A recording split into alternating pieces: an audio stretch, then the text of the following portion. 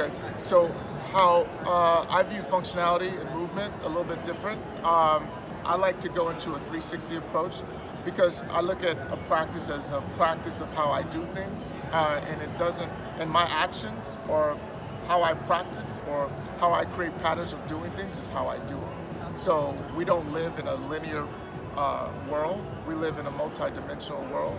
So we must learn to have multi-dimensional use of our body, use of our functionality, use of our thoughts.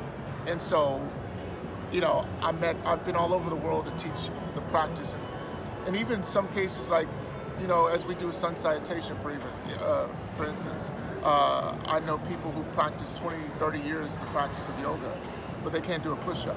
There's an idea that I have strength, but then there's a reality. And then why can't I do a push-up? And then there's a concept of even squat. You have chair pose in yoga, but most people don't know how to squat, transitioning their body into their heels to sink into their glutes. And in that sense, it's not good or bad, it's just what it is. And then we can contemplate that and recognize where do we want to go from there. We also create other dimensional aspects of things with the balls and so forth, and just things to kind of push our envelope. Because sometimes complacency is something very normal for us, just the nature of us just being human here. We like to sink into complacency. I always say complacency is like gravity, so we have to fight it every day. So the idea of just putting ourselves into a different circumstance and now putting the fundamentals that we say that we believe in and we entrust in and implementing that.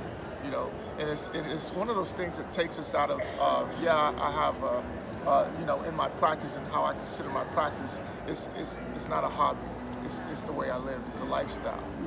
And then when I push myself or I put myself in these uncomfortable positions, I get to be able to really contemplate that. I don't know.